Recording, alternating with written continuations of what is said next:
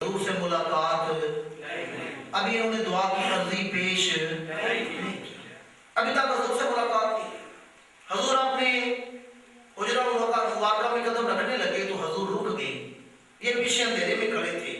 حضور نے مڑ کے دیکھا، فرمایا انت حذیفہ، تو حذیفہ ہے؟ عرض کیا نام یا رسول اللہ. جی یا رسول اللہ میں حذیفہ ہوں.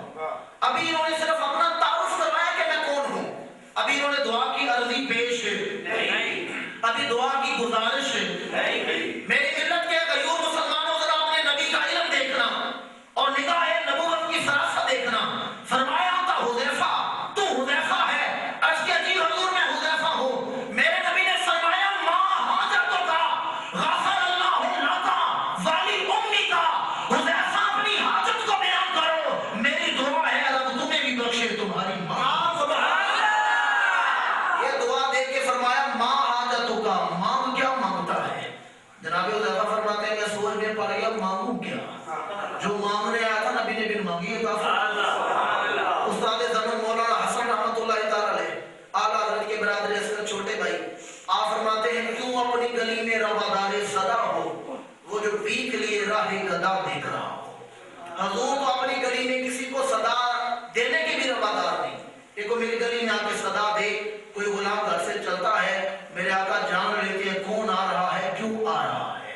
تاریخ بڑی بڑی ایسے واقعات سے میں اس طرف جانا نہیں چاہتا.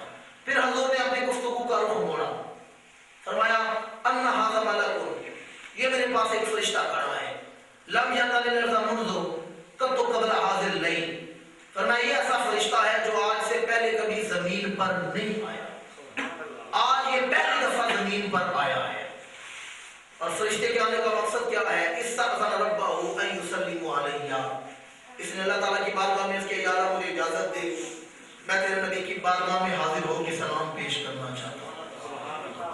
ایمان سے بتائیں فرشتے وہاں آسمانوں پہ سلام پڑھیں یا نہیں پڑھیں؟ کیونکہ قرآن کہتا ہے کہ ان اللہ و ملائکتہ، یہ جو ہو ہے نا یہ اللہ تعالیٰ کے لفظ کی طرف ہے. اس کے فرشتے یعنی اس کے جتنے بھی فرشتے ہیں نا وہ نبی پہ درود بھیجتے رہتے ہیں. فرشتے تو سارے سلام پڑھتے ہیں، چاہے زمین والے ہوں، چاہے ہوا والے ہوں، چاہے آسمانوں پر ہوں، چاہے سدرۃ المنتہا پر ہوں، چاہے عرش کے گرد پھیرے لگانے والے طواف کرنے والے ہوں، چاہے حاملین عرش ہوں، سلام سارے پیش کرتے ہیں. اور اس نے اس کے یا اللہ مجھے اجازت دے میں تیرے نبی کی بارگاہ میں جا کے سلام پیش کرنا چاہتا ہوں. پھر حضور نے فرمایا فرشتے کا آنے کا دوسرا مقصد یہ ہے، یہ مجھے خوشخبری سنانے آیا ہے، یبشرہ کی بشارت دینے آیا ہے کہ میری بیٹی فاطمہ جنتی عورتوں کی سردار ہے، اور میرے نواسے حسن اور حسین جنتی جوانوں کے سردار ہیں. اگلی حدیث، اور یہ حدیث بھی ترمذی شریف کی حدیث ہے. اس میں میرے آقا علیہ الصلوۃ والسلام نے آل بیت کی محبت کا ذکر کیا. فرمایا ان احبنی، جو مجھ سے محبت کرے، وہ احب ہذین، اور میرے دو نواسوں سے محبت کرے. کتنے ہو گئے؟ کتنے ہو گئے؟ تین. وابوہما وامہما، اور ان کے والد گرامی سے محبت کرے، ان کی والدہ سے نسبت رکھے. کتنے ہو گئے؟ 5. فرمایا وہ کل قیامت کے دن میرے ساتھ میرے درجے میں ہوگا. یعنی اپنے لفظوں میں ترجمہ کروں تو حضور نے فرمایا جو 5 تن سے محبت کرے. بعض آج ہمارے علی سنت پوچھتے ہیں 5 تن پاک کہنا چاہیے. یاد رکھیں ہمارے نزدیک صرف خالی 5 تن ہی پاک نہیں بلکہ تیری نسل پاک میں ہے بچہ. ہمارے نزدیک تو سارے پاک ہیں، لیکن ان 5 کو اللہ نے خاص طہارت عطا فرمائی ہے. چونکہ انہیں حضور نے اپنی چادر میں لے کے دعا مانگی تھی، اللہم ہؤلاء اصحاب البیت، یا اللہ یہ میرے اہل بیت ہیں، اس لیے یہ آل ابا ہیں. اور چادر میں 5 ہستیاں تھیں، اس لیے اللہ نے 5 کو خاص طہارت عطا فرمائی. حضور نے فرمایا جو مجھ سے محبت کرے، میرے دو نواسوں سے محبت کرے، ان کے والد سے محبت کرے، ماں سے نسبت رکھے، وہ کہاں ہوگا؟ جنت میں میرے ساتھ میرے درجے میں ہوگا. میرے ایک آدمی کہنے لگا تمہارے سنت و جماعت ہوگا تو شور مشاتے ہو، کوئی نبی بھی نبی حضور کے درجے میں نہیں جا سکتا، حضور کا درجہ اتنا بلند ہے، اور ادھر تم کہتے ہو جو 5 تن سے محبت کرے وہ حضور کے درجے میں چلا جائے گا. یہ کیسے ہو سکتا ہے؟ تو میں نے کہا تمہارے یہاں حدیث پڑھائی جاتی ہے، ہمیں حدیث سمجھائی جاتی ہے. ہمیں عالم دین بعد میں بنایا جاتا ہے، عاشق رسول پہلے بنایا جاتا ہے۔ ملک کے جو صدر صاحب ہیں، میں آسان کر کے وقت نہیں لے رہا، ملک کے جو صدر ہیں وہ اسلام آباد میں ہوتے ہیں، پریزیڈنٹ ہاؤس میں رہتے ہیں، صدارتی محل کے اندر رہتے ہیں، اکیلے بھی رہتے ہیں، اسی محل میں ان کے پروٹوکول افسر ہیں اور پوری پوری پلٹن ہے نوکروں کی۔ میں نے کہا مجھے حضور کی حدیث سمجھ آ گئی، جس محل کے اندر ملک کا صدر ہے اسی محل کے اندر اس کے نوکر چاکر بھی ہیں۔ حضور نے فرمایا من احبنی، جو مجھ سے محبت کرے، واحب ہذین، میرے دو نواسوں سے محبت کرے، وابوہما وامہما، اور ان کے والدین سے محبت کرے، وہ کل قیامت کے دن میرے ساتھ میرے درجے میں ہوگا۔ حضور بھی اپنے درجے میں ہوں گے، ہم بھی اسی درجے میں ہوں گے، پر فرق یہ ہوگا حضور اپنے درجے میں ہوں گے تو ختم نبوت کے شہنشاہ بن کے رہیں گے، اور ہم حضور کے درجے میں ہوں گے تو پنجتن کے نوکر بن کے رہیں گے، ہمارے رسول کے خادم بن کے رہیں گے۔ آخری خطبہ، آخری حدیث بیان کر کے پھر امام علی مقام کی شہادت پر چند جملے عرض کرتا ہوں۔ اور یہ جو خطبہ ہے یہ میرا کو غصہ بنایا ہوا خطبہ نہیں، بلکہ یہ وہ لفظ ہے جو حضور کی زبان چوم کر آئے ہیں۔ مجھے نہ دیکھیں کہ یہ چٹھی پڑھ کون رہا ہے، یہ دیکھیں چٹھی ہے کس کی۔ چٹھی محبوب کی ہو تو آدمی ڈاکی کو نہیں دیکھتا، بلکہ محبوب کے تصور میں چٹھی سنتے ہیں۔ کتاب ہے المعجم الاوسط، المعجم الکبیر، مجموع الزوائد کے اندر ہے۔ اس کے علاوہ ابن اسحاق نے اسے رقم کیا ہے، اس کے علاوہ تاریخ بغداد میں ہے، اور بھی بہت سی کتابوں میں حدیث موجود ہے۔ میرے آقا علیہ الصلوۃ والسلام ریاض الجنہ میں تشریف فرما ہے، اللہ تعالیٰ آپ کو ریاض الجنہ کے سجدے عطا فرمائے۔ حضور ریاض الجنہ میں تشریف فرما ہے اور دونوں شہزادے حضور کی گود میں ہیں، بائیں طرف امام حسن ہے، بائیں طرف امام حسین ہے، دونوں حضور کی گود میں ہیں، صحابہ کا مجمع ہے۔ حضور نے ان دونوں نواسوں کی شان میں خطبہ دیا۔ مجھے ایمان سے بتائیں مسجد نبوی میں شان حسنین کریمین کا جلسہ ہوا یا نہیں ہوا؟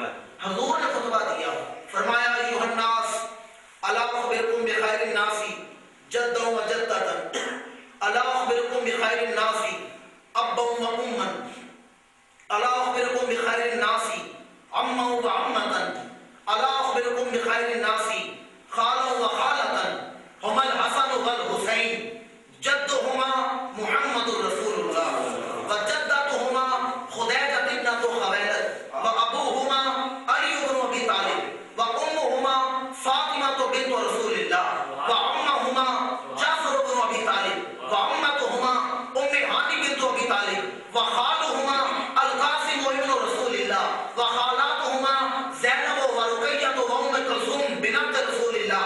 میرے نبی نے فرمایا صحابہ آؤ، میں تمہیں بتاتا ہوں کہ کس کا رشتہ اونچا رشتہ ہے، کس کی رشتہ داری اعلیٰ رشتہ داری ہے۔ فرمایا حسن اور حسین کی رشتہ داری بڑی اونچی رشتہ داری ہے کہ ان کے نانا محمد رسول اللہ ہے، ان کی نانی خدیجہ الکبریٰ ہے، ان کے باپ علی شیر خدا ہے، ان کی ماں فاطمہ الزہرا ہے، ان کے چچا جعفر طیار ہیں، ان کی پھوپھی ام ہانی ہے، ان کے ماموں قاسم ہے، ان کی خالائیں زینب رقیہ اور ام کلثوم ہے۔ پھر فرمایا جدہما فی الجنہ وجدتہما فی الجنہ وابوہما فی الجنہ وامہما فی الجنہ وعمہما فی الجنہ وعمتہما فی الجنہ وخالہما فی الجنہ وخالاتہما فی الجنہ وہما فی الجنہ وجاء فی روایت آخرى ومن یحبہما فی الجنہ۔ فرمایا ان کا نانا بھی جنتی ہے، نانی بھی جنتی ہے، باپ بھی جنتی ہے، ماں بھی جنتی ہے، چچا بھی جنتی ہے، پھوپھی بھی جنتی ہے، ماموں بھی جنتی ہے، خالائیں بھی جنتی ہیں، ان کے سارے رشتہ دار جنتی ہیں، ہما فی الجنہ، یہ دونوں بھی جنتی ہیں، وَمَن يُحِبُّهُمَا فِي الْجَنَّةِ، اور قیامت تک جو جو ان سے محبت کریں گے وہ سارے بھی جنتی ہیں۔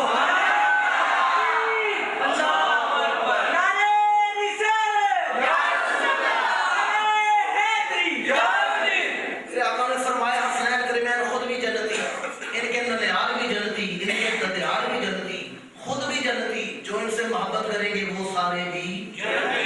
دیکھیں ہم کتنے خوش نصیب ہیں، ہمارا ذکر وہاں ہو رہا ہے۔ رات کی سردی کے عالم میں آپ کو جلسہ کر کے بیٹھے ہیں، اہل بیت کی محبت میں بیٹھے ہوئے۔ تو حضور نے فرمایا جو کریں گے وہ سارے بھی جنتی ہیں۔ آج دیکھیں جنہیں اللہ کے رسول نے اتنی شانیں عطا فرمائی، کیا انہوں نے ان شانوں کا حق ادا کیا یا نہیں کیا؟ 60 ہجری یزید تخت نشین ہوا، یزید نے اسلام کے حلال کو حرام اور حرام کو حلال قرار دینا شروع کر دیا۔ میں واقعہ کربلا کو تفصیل سے نہیں بیان کروں گا، بس امام کا فیصلہ اور میدان کربلا میں امام کا کردار، یہ چند ایک جملوں میں عرض کر کے گفتگو سمیٹ رہا ہوں۔ یزید نے ڈکٹیٹرشپ کی بنیاد رکھی، بیت المال کا خزانہ اپنی مرضی سے استعمال کرتا ہے، شراب علل اعلان پیتا ہے۔ امام میرے مقام نے کسی سے سنا نہیں، یزید کو خود شراب پیتے ہوئے دیکھا ہے۔ مدینہ منورہ میں یزید اپنے والد گرامی جناب امیر معاویہ رضی اللہ تعالیٰ عنہ کے دور حکومت میں آیا۔ امام میرے مقام اور عبداللہ بن زبیر ملنے کے لیے گئے تو امام نے خود اپنی آنکھوں سے دیکھا کہ یزید بیٹھ کے شراب پی رہا ہے۔ امام نے فرمایا یزید کیا پی رہے ہو؟ امام کو بو محسوس ہوئی، کہتا ہے انگور کا شربت پی رہا ہوں۔ پھر نوکر سے کہا 2 پیالے لے کر آؤ، ایک ابن زبار کو پلاؤ اور ایک حسین ابن علی کو پلاؤ، یہ میرے مہمان ہیں۔ امام نے پڑھا لا حول ولا قوت الا باللہ العلی العظیم، یہ فرما کر امام نکل آئے۔ پھر امام نے دیکھا مسجد کے مینار سے حی علی الصلاۃ کی اذان کی آواز بلند ہوئی ہے، پھر یزید نماز چھوڑ کے شکار کھیلنے کے لیے جنگل میں جا رہا ہے۔ یزید تارک الصلاۃ ہے، امام نے خود دیکھا ہے، سنا نہیں کسی سے، خود دیکھا ہے۔ یزید شراب پیتا ہے، امام نے خود دیکھا ہے۔ پھر یزید نے سوتیلی ماؤں بہنوں کے ساتھ نکاح جائز قرار دے دی۔ اس کے کتنے درباری تھے جنہوں نے ماؤں بہنوں کے ساتھ نکاح کر لی، سوتیلی ماؤں بہنوں کے ساتھ۔ یزید نے خط لکھا، خود یہ شام میں تھا اور اس کا جو دارالخلافہ تھا، کیپٹل سٹی تھا، وہ دمشق تھا۔ وہاں سے اس نے خط لکھا اپنے گورنر کو، جو مدینہ منورہ کا گورنر تھا، مختلف علاقوں کے گورنر تھے، مدینہ منورہ کے گورنر کو خط لکھا کہ حسین ابن علی سے میری بیعت نہیں ہے۔ 27 رجب المرجب امام کو نماز عشاء کے بعد گورنر ہاؤس میں بلایا گیا، بند کمرے میں میٹنگ ہوئی۔ امام ہے، مروان بن حکم ہے اور ولید ہے جو مدینہ منورہ کا گورنر تھا۔ ولید نے کہا کہ یزید نے مجھے حکم دیا ہے آپ سے بیعت لی ہے، کیا آپ میرے ہاتھ پر یزید کی حکومت کو مانتے ہوئے بیعت کرتے ہیں؟ امام نے فرمایا میں یزید کو ہرگز بیعت کے لائق نہیں سمجھتا۔ ہم اگر کسی کو دیکھ لیں گناہ کرتے ہوئے تو ہمارے اس کے بارے میں کیا خیالات ہوتے ہیں؟ امام نے تو یزید کو خود شراب پیتے ہوئے دیکھا ہے، کیسے اسلامی حکومت کا حکمران مان سکتے ہیں؟ امام نے فرمایا میں یزید کو بیعت کے لائق نہیں سمجھتا۔ تو ولید نے کہا کہ یزید خلفائے راشدین کے طریقے پہ چل رہا ہے۔ امام نے فرمایا ولید تم نے قرآن سنا ہے، ہم نے قرآن اترتے ہوئے دیکھا ہے، تم نے دین سیکھا ہے، ہم نے صاحب قرآن کی گود میں پرورش حاصل کی ہے، میں یزید کو بیعت کے قابل نہیں سمجھتا۔ ولید نے کہا پھر یزید مجھے مجبور کرے گا، چونکہ آپ یہاں کے باشندے ہیں اور میں یہاں کا گورنر ہوں، تو مجھے مجبور کیا جائے گا کہ آپ سے زبردستی ظلم کر کے بیعت لی جائے، اور میں آپ پر ظلم نہیں کر سکتا۔ آپ میرے اوپر مہربانی فرمائیں، آپ پھر مدینہ منورہ چھوڑ کے جہاں چاہے چلے جائیں، یہاں آپ رہے تو مجھے ظلم کرنا پڑے گا۔ امام اٹھے، کمرے سے نکلنے لگے کہ مروان بن حکم بولا ولید ہوش کے ناخنوں کیا کر رہے ہو؟ اس وقت بند کمرے میں حسین اکیلا ہے، ہم 2 ہیں، اگر یہ اس کمرے سے گورنر ہاؤس سے باہر نکل گیا تو لوگوں کو جمع کر لے گا، تحریک اٹھا لے گا، ابھی بھی وقت ہے، تلوار اٹھاؤ اور حسین کا سر تن سے جدا کر دو۔ میرے امام نے جب موت کی دھمکی کو سنا رکے، مڑ کے مروان کی طرف دیکھا، فرمایا مروان بن حکم کسے موت کی دھمکیاں دے کے ڈرا رہے ہو، اور کیا سمجھتے ہو کہ موت کا ڈراوا دے کے حسین کو خریدا جا سکتا ہے؟ فرمایا میں نے خاتون جنت کا دودھ پیا ہے، میری رگوں میں شیر خدا کا حیدر کرام کا خون ہے، میرا سر کاٹا تو جا سکتا ہے، باطل کے سامنے جھکایا نہیں جا سکتا۔ اور مروان کان کھول کے سن لو، جو فیصلہ اس وقت اس بند کمرے میں ہے وہی فیصلہ نوکے سینہ پر بھی ہوگا۔ یہ فرما کر امام چلے، آل خانہ کو تیار کیا، حضور کی بارگاہ میں حاضری دی۔ 27 رجب المرجب خانواد رسول کا قافلہ چلا ہے مکہ مکرمہ کی طرف۔ 27 رجب، کیا اس تاریخ کو کوئی اور واقعہ بھی رونما ہوا ہے؟ 27 رجب کو کیا کوئی اور واقعہ بھی رونما ہوا ہے اسلام کی تاریخ میں؟ سلیکٹڈ لوگ ہی بولے معراج شریف، حضور کو اس تاریخ کو معراج بھی عطا کی گئی تھی، اور میں تو اکثر کہتا ہوں اسی تاریخ کو نانا معراج بھی گیا ہے، اسی تاریخ کو نواسا بھی معراج بھی گیا ہے۔ فرق یہ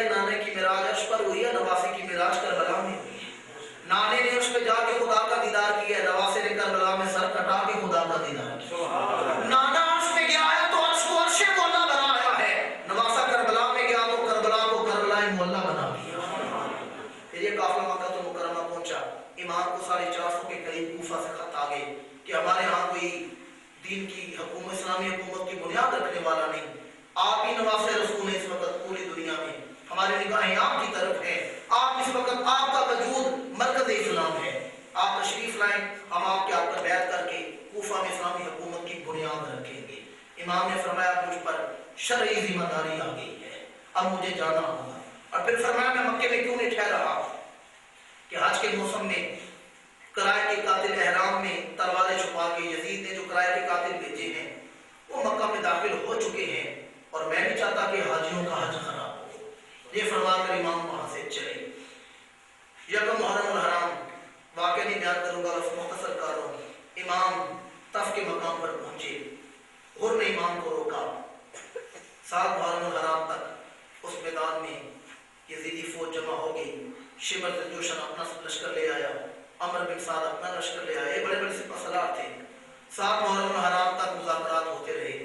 شام کا وقت ہے، امام مقام کے خیمے کی بجاؤ چل رہی ہے. ایک طرف امام ہے، امام کے جوان حضرت عباس ہیں، اور دوسری جانب شمر ہے، عمر بن سعد ہے کہ کوفہ سے قاصد خط لے کر آیا. ابن زیاد کا جو کوفہ کا گورنر تھا، اس خط میں لکھا تھا کہ اگر حسین بیعت نہیں کرتا تو ان پر دریا فرات کا پانی بند کر دیا جائے. امام نے خط پڑھا، آگ میں ڈال دیا. کہا جاؤ ابن زیاد کو پیغام دے دو حسین نے تمہارا خط جلا دیا ہے. عمر بن سعد نے کہا حسین کیا کر رہے ہو؟ اگر تم پر پانی بند کر دیا گیا تو تمہارے بچے ایڑیاں رگڑ رگڑ کے پیاسے مر جائیں گے، اور تم دشت کربلا میں مارے گے تو آنے والے زمانے کو تو پتہ بھی نہیں چلے گا کہ دنیا میں کوئی حسین بھی آیا تھا.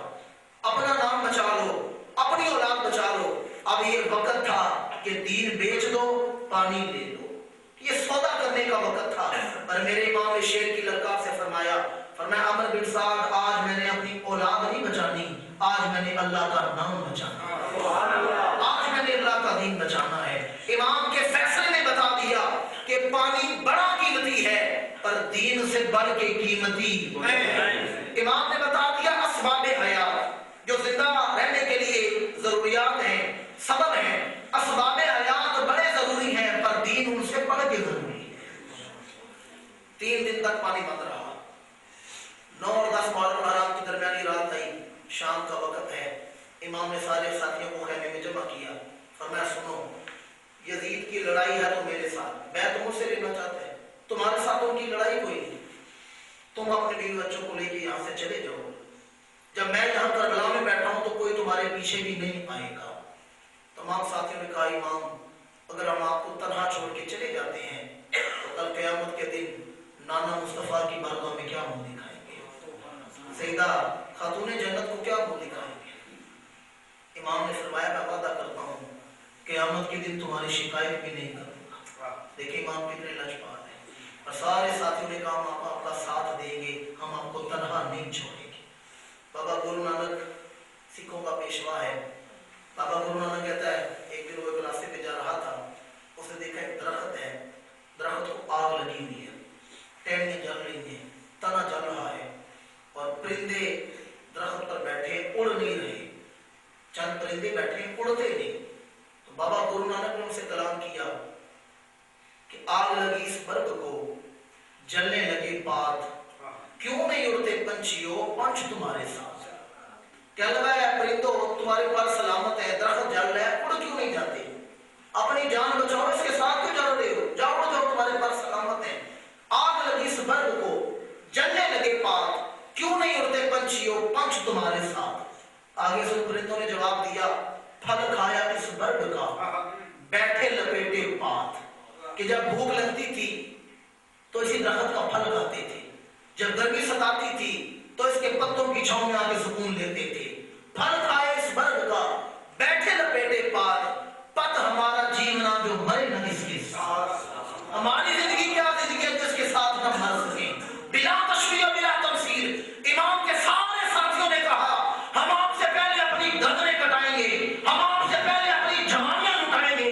اب میرے امام نے ساتھیوں کی وفا کو دیکھا تو دل خوش ہو گیا. فرمایا میرے ساتھیوں سنو، میں کربلا میں اپنی کرامت دکھانے نہیں آیا تھا بلکہ اس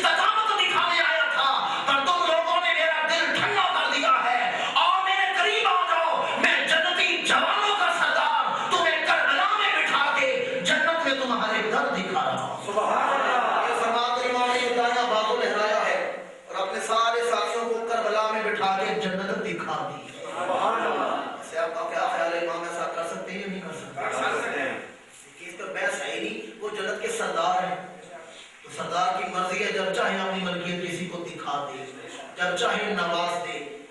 इमाम ने फरमाया अब्बास वो तुम्हारा घर है, अली अकबर वो तुम्हारा मकाम है, और मोहम्मद वो तुम्हारे मकामात हैं।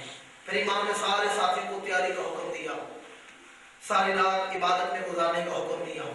सुबह हुई, नमाज फजर का वक्त हुआ, इमाम ने नमाज पढ़ाई।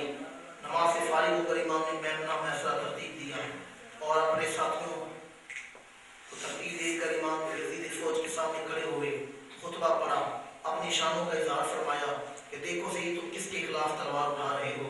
सब ने कहा मैं आपकी फजाइल का इनकार नहीं, हमारा एक ही मुतालबा है, या यजीद की बैत कर लो या लड़ने के लिए तैयार हो जाओ। इमाम ने कुरान मजीद मंगाकर कुरान को हवा में उठाया, अर्ज़ किया या अल्लाह हुज्जत तमाम हो गई है, मैं लोगों को जितना समझा सकता था मैंने समझा दिया है, पर ये समझ नहीं सके। मैं तेरे नबी का नवासा इस कुरान को गवाह बना के कह रहा हूँ, अब भी अगर मैं तलवार उठाऊंगा तो ख्वाहिश नफ्स के लिए नहीं उठा रहा, बल्कि तेरे दीन की सरबुलंदी के लिए उठा रहा। कहाँ के वो लोग जो कहते हैं करबला वादे पॉलिटिकल बैटल। जाकिर नाइक ने कहा था करबला सियासी जंग, इसका मजहब के साथ कोई ताल्लुक नहीं। आज आपको आदमी कोई बात करे, हम उसकी बात ना माने, वो कहता है यार मुझे कुरान की कसम है, हम फौरन मान लेते हैं कुरान उठा रहे हैं। तुम्हें ईमान का कुरान उठाना नजर नहीं आ रहा? और ये भी तो देखो कुरान उठा कौन रहा है। अब इमाम मकाम करबला सिर्फ एक अकीदा नहीं, बहुत से अकीदों का गुलदस्ता है। वक्त ही नहीं एक अकीदा बयान करो। इमाम की करामत देखें, इमाम ने आप जब फैसला कर चुके मुड़ने लगे, इमाम ने देखा ये सारे दोस्त हैं, ये कोई जन्नती भी है, शायद कोई जन्नती भी हो। निगाह तो लाई तो देखा हजारों दोस्तियों में एक जन्नती भी शर्मिंदा खड़ा है। इमाम की निगाह पड़ी उस पर, नाम है हुर बिन यजीद अल-यारी, और 1000 से अकेले लड़ा करते, इतने बहादुर थे। पर आज उनके पसीने छूटे हुए, सवारी पर पहलू बदल गए। इमाम तुम देख के मुस्कुरा के चले गए। शिमर का घोड़ा बिल्कुल साथ था हुर के। शिमर ने कहा हुर तुम तो 1000 से अकेले लड़ लेते हो, और ये 72 आदमी है और तुम्हारे पसीने छूट गए, वजह क्या है? तो जनाब हुर ने फरमाया शिमर मेरे एक तरफ जन्नत है, एक तरफ दोज़ख है, फैसला नहीं कर पा रहा कि जन्नत में जाऊं या दोज़ख में गिरूं। शिमर ने सोचा अगर हुर वहां चला गया तो ये बहादुर आदमी है, जंग तब्दील हो जाएगी। शिमर ने कहा हुर हुसैन की तरफ जाने का ख्याल दिल से निकाल देना, हुसैन के पास मौत है, हुसैन के पास प्यास है, हुसैन के पास गरीबुल बदनी है, हुसैन के पास मुसाफरी है, हुसैन के पास गुर्बत है। हुकूमत है तो अमीर शाम यजीद के पास, हुकूमत है तो अमीर शाम के पास, बादशाह है तो अमीर शाम के पास, अमानत है तो अमीर शाम के पास, ओहदा है तो अमीर शाम के पास। जब शिमर ने लालच दिया तो जनाब हुर ने सवारी को नहीं लगाई और दौड़े काफिले हुसैन की तरफ। और किसी उर्दू शायर ने क्या खूब तर्जुमानी की कि जब जनाब हुर निकल रहे थे तो उनका नारा कौन सा था? ये नारा हुर का था जिस वक्त वो फौजी शाम से निकला कि देखो यूं निकलते हैं जहन्नुम से खुदा वाले, हजारों में 72 तम थे तस्लीम और रजा वाले, हकीकत में खुदा इनका था और ये थे खुदा वाले। शिमर ने बड़ा रोका, हुर किधर जा रहे हो?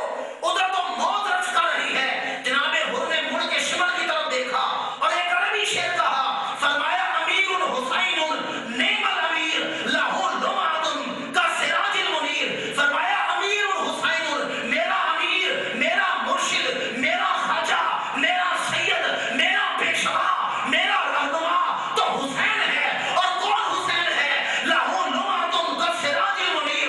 हुसैन का चेहरा देखें मदनी ताजदार की याद ताजा हो जाए। हुर का मतलब है आजाद। इमाम ने फरमाया अंता हुर्रुम मिनन नार, तेरी माँ ने तेरा नाम कितना सोना रख दिया है, मेरी गुलामी में आया है, जा दोज़ख से आजाद हो।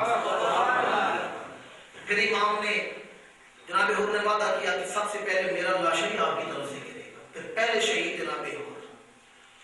इमाम मेरे मकाम के रफ़ाक़ा ने कुर्बानियां पेश की। इमाम के भाई हज़रत अबू बकर, उमर, उस्मान बिन अली, मौला अली के 3 बेटे थे जिनके नाम खुलफ़ाए सलासा के नाम पर थे, वो शहीद हुए। इमाम के भांजे भतीजे शहीद हुए। जवान साल का भाई, मैं शहादतें नहीं बयान करूँगा, वक़्त नहीं। इमाम के जवान साल भाई 30 साल का भाई शहीद हुआ। 18 साल का जवान बेटा, चढ़ती जवानी है, अभी दाढ़ी उतरी नहीं सही तरह चेहरे पर, ان کے بارے میں مشہور ہے کہ یہ شبیہ رسول تھے، ان کا چہرہ حضور سے بڑا ملتا تھا۔ یہ آیا امام علیہ السلام کی بارگاہ میں، بازار مجھے بھی اجازت دیں۔ فرمایا بیٹا تمہاری پرورش کی ہے تمہاری پھوپھی زینب نے، جاؤ اسے اجازت لو۔ آیا اپنی پھوپھی کی بارگاہ میں، پھوپھی جان اجازت دیں میں بھی میدان کربلا کا شاہ سوار بنوں۔ فرمایا بیٹا ایک تم ہی تو شبیہ مصطفیٰ ہو، تمہیں دیکھتے ہیں تو نانا جان کی یاد تازہ ہو جاتی ہے، تم تو نہ جاؤ۔ عرض کیا پھوپھی جان میرا چہرہ جن سے ملتا ہے میں انہی کا واسطہ دے کے اجازت مانگتا ہوں۔ جناب زینب نے اجازت دی۔ 18 سال کے جوان بیٹے کو امام نے گلے سے لگایا، ماتھا چوما، اپنے ہاتھوں سے تیار فرما کے بھیجا۔ تھوڑی دیر گزری تو آواز آئی ادرکنی یا ابا تھا، اے ابا جان آ کے مجھے سنبھالیے۔ امام نے دیکھا جو بیٹا ابھی میرے ہاتھوں سے سچ سبر کے گیا ہے اس کے وجود پہ یزیدی اپنے گھوڑے دوڑا رہے ہیں۔ امام کے اپنے بیٹے کی لاش اٹھانے کے لیے، امام مقام کی جو ظاہری عمر تھی وہ تھی تقریباً 56.5 سال۔ امام کے سر کے سارے بال کالے تھے، جب جوان بیٹے کی لاش کے قریب گئے سر کے سارے بال سفید ہو چکے۔ امام مقام نے دیکھا اپنے بیٹے کے سر کو اپنی گود میں رکھا، دیکھا، تعریف کی کہ بیٹے تو لڑا ہے، تو پتہ چلا ہے علی کا پوتا لڑا ہے، تو لڑا ہے۔ چونکہ جناب شہزادہ علی اکبر نے رجس پڑھا تھا کہ میں ہوں محمد تعارف کروایا تھا، عرب میں رواج کا رجس پڑھتے تھے، پھر داخل مبارزت دیتے تھے۔ تو امام نے فرمایا بیٹا تو لڑا ہے تو پتہ چلا ہے علی کا پوتا لڑا ہے۔ امام نے دیکھا کہ میرا 18 سال کا بیٹا رو رہا ہے، فرمایا بیٹا یہ وقت رونے کا تو نہیں، رو کیوں رہا ہے؟ عرض کے بعد میں روتا اس لیے ہوں کہ میرا باپ اکیلا رہ گیا ہے، چچا بھی چلے گئے، بھائی بھی چلے گئے، میں دیکھتا ہوں کہ میرا باپ اکیلا رہ گیا ہے اور اپنے باپ کو اکیلا چھوڑ کے جاتے ہوئے میں رو رہا ہوں۔ امام نے فرمایا بیٹا میرے ساتھ اللہ کی مدد سامنے آ رہے ہیں۔ 18 سال کے بیٹے نے امام کے گود میں آخری ہچکی دی۔ امام علی مقام نے اور لاشیں اٹھا کے لائے، ہاتھوں میں اس طرح اٹھائی، 18 سال کے بیٹے کی لاش کو سینے سے لگا کے لائے ہیں، آگے لاشوں کے قریب رکھا، نگاہ آسمان کی طرف اٹھائی اور بڑا پیارا جملہ کہا سونے کی بارگاہ میں کوئی سونی چیز ہی پیش کی جاتی ہے، پیارے کی بارگاہ میں کوئی اپنی پیاری چیز ہی پیش کی جاتی ہے۔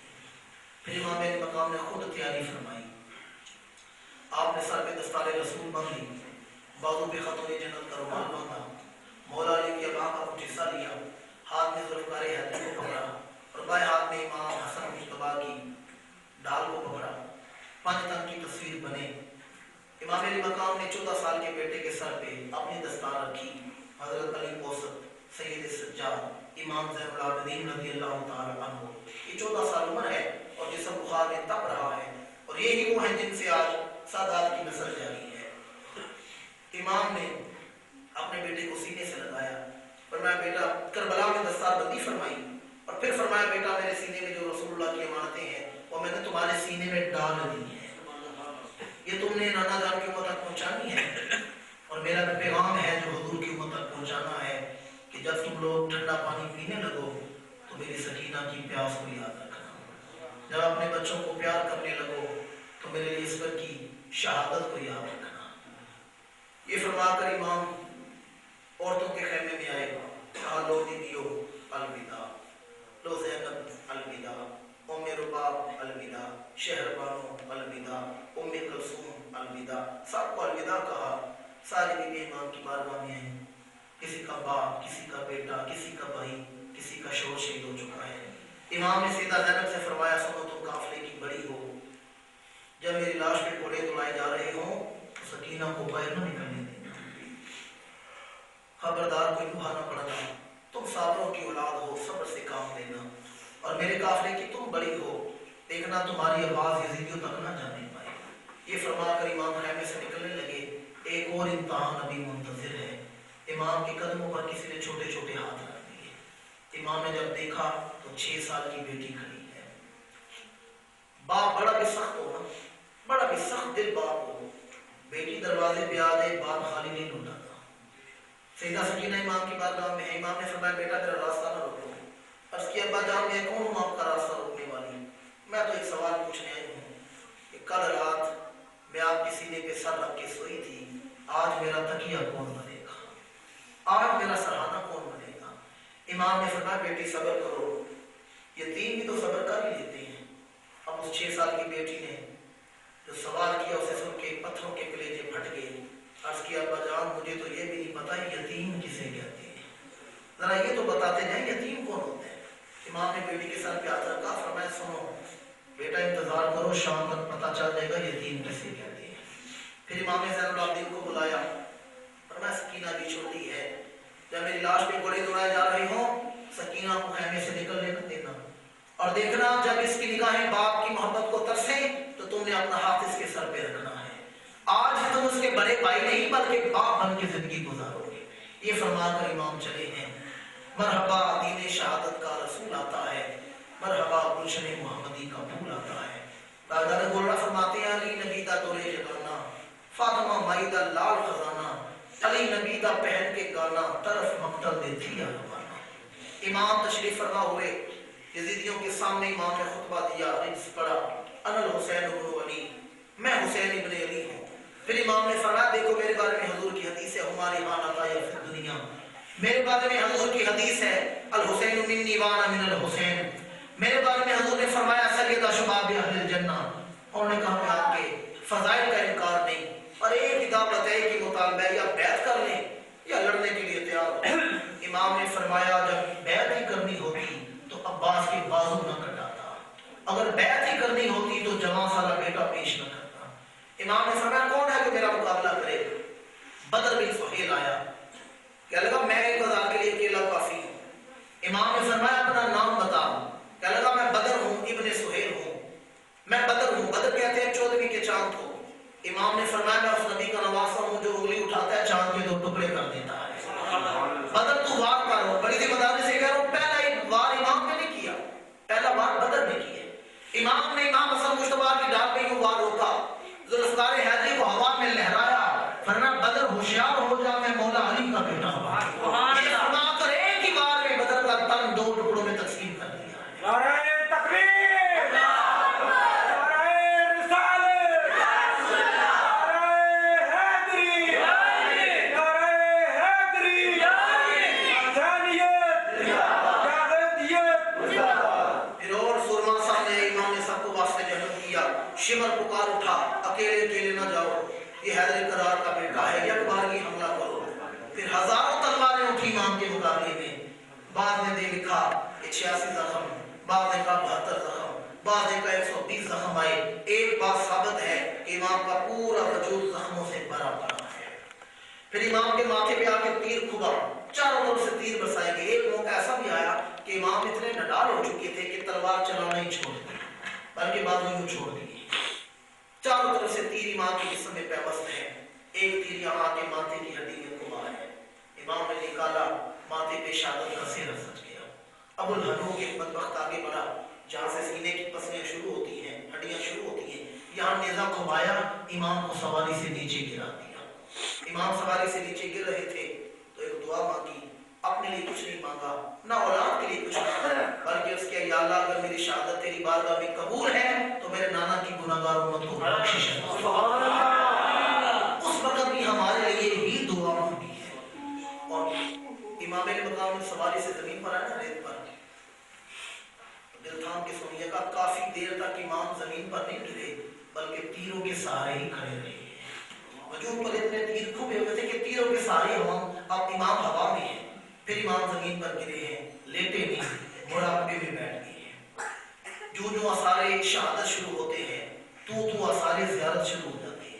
حضور نے فرمایا شہید کے خون کا قطرہ زمین پہ بعد میں گرتا ہے، شہید اپنے رب کا دیدار پہلے کر لیتا ہے۔ شمر نے کہا کون ہے جو حسین کا سر لے کر آئے؟ سنان بن انس کھڑا ہوا، اس نے کہا میں لے کے آؤں گا۔ آئے امام میرے مقام کے سامنے کھڑا ہوا، کہتے ہیں حسین سر اٹھاؤ، ہاتھ میں خنجر ہے، دیکھو میں کیا کرنے لگا ہوں۔ امام نے سر اٹھا کے ابن انس کی آنکھوں میں آنکھیں ڈال کے دیکھا، وہ تھر تھر کانپنا شروع ہو گیا، تلوار کو خنجر پھینکا ہے، واپس دوڑ پڑا۔ شیش بن ربی آیا، شمر نے کہا کون ہے جو حسین کا سر لے کر آئے؟ جو حسین کا سر لے کر آئے گا اسے ہم موصل کا حکمران بنائیں گے۔ ابن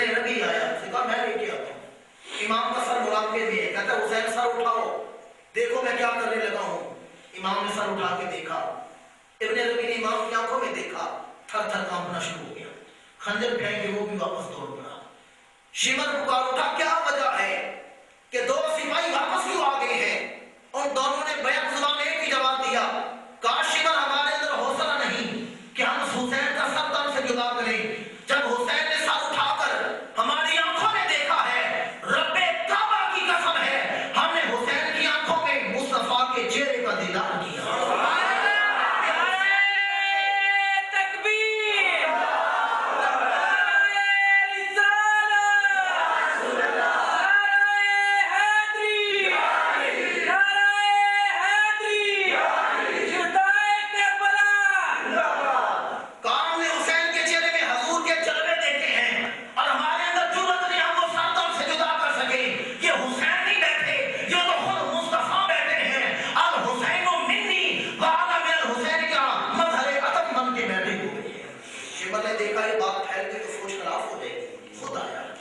اب یہاں بات کہتے ہیں امام نے مقام ظہر کی نماز ادا کرنے لگے اور بات لکھا امام نماز ظہر ادا کر چکے تھے۔ امام نے چاہا جب میں دنیا سے جاؤں تو میرا سر سجدے میں ہو، سجدہ شکر ادا کرنے کے لیے امام کا سر سجدے میں ہے۔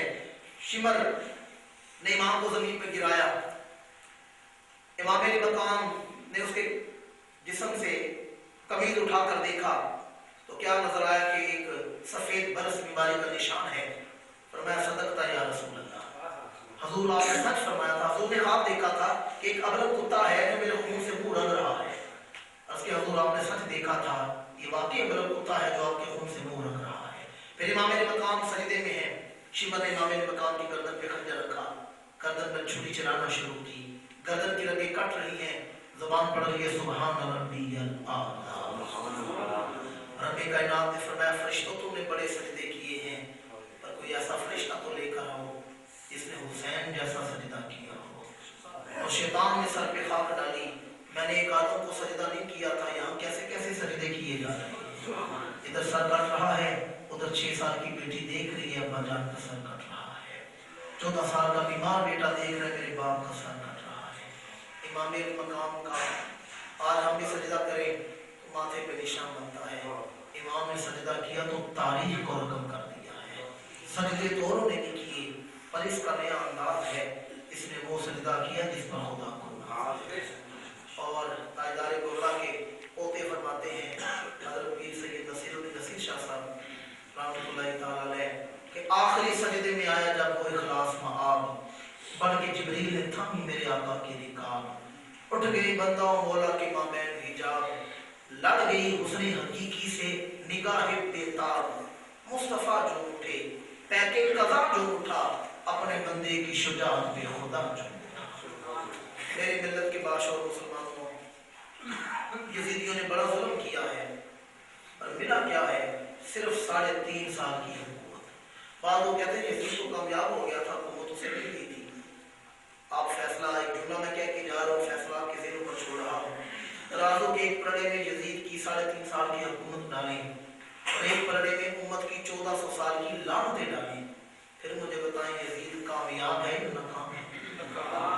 اقبال نے ایک شعر لکھا، اقبال کہتا ہے کہ قتل حسین اصل میں مرگ یزید ہے، اسلام زندہ ہوتا ہے بس کربلا کے بعد۔ ویسے اسلام کو بڑی زندگی ملی، مجدد پاک سے بھی ملی، خواجہ جویری سے بھی ملی، پر جو زندگی ماں اسلام کو کربلا سے ملی ہے وہ کہیں سے نہیں ملی۔ ان لوگوں نے تو دین کی تجدید کی، احیاء کی ہے، اسلام نے تو شجر اسلام کو اپنے خون سے سینچا، امام نے اپنے خون سے اسلام کے شجر کو سینچا ہے، تو اسلام زندہ ہوتا ہے بس کربلا کے بعد۔